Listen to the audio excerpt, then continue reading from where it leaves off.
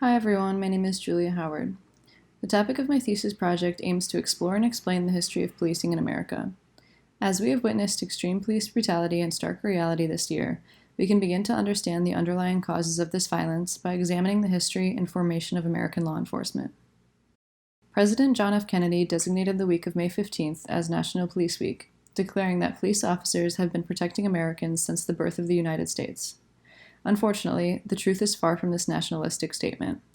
Formalized policing in America came as a result of two main reasons: capitalistic gain through strike breaking and the idea of dangerous classes in the North, and capitalistic gain through slavery and social control in the South.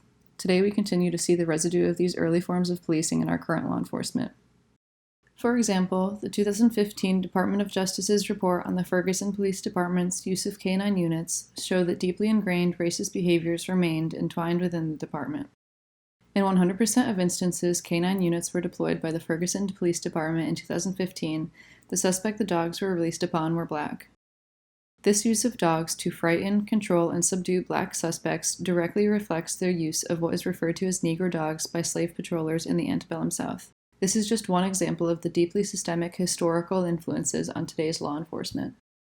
Unlike American history textbooks, I aim to tell the full truth to the best of my knowledge about the history of American policing and how it has affected present-day law enforcement.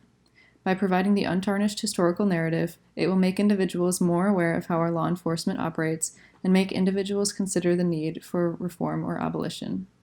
My audience is mainly millennials and Gen Zers. Although my intended audience is younger people, I hope that if older generations do look at my project, they will leave with a broader perspective on the overall subject. An existing project that has helped form my ideas is the zine Don't Talk to Police. This is a classic example of a DIY zine intended to inform its audience. Unlike this project, I will have a distinct visual style and long-form essay as content. However, this zine is a great example of a DIY grassroots spreading of information and resources. Throughout the semester, I have been taking time to thoroughly research the history of policing in America by reading various scholarly articles and books. I have also used a podcast written by journalist Robert Evans to supplement my research. So far, I have a few parts of my essay written and a formalized outline I wish to move forward with. Creating quote compositions has also been a big part of understanding and highlighting important information from these sources.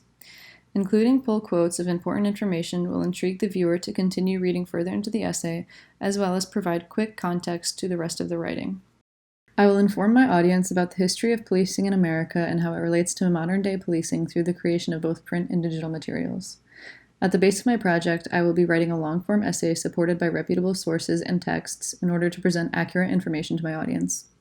This writing will be formatted into an 8-fold poster to pamphlet zine. I will also edit my writing to a concise, shorter version in order to accommodate those viewers who want a more visual experience. Within this essay, I aim to be careful and cognizant about not including my personal opinions or pronouns, as I want to present the history as it happened without biases. In addition, I will create an interactive article formatted for my shortened essay, as well as a version with my longer essay. Time permitting, I will finally create some sort of motion graphics or video that explains the history through a highly visual format.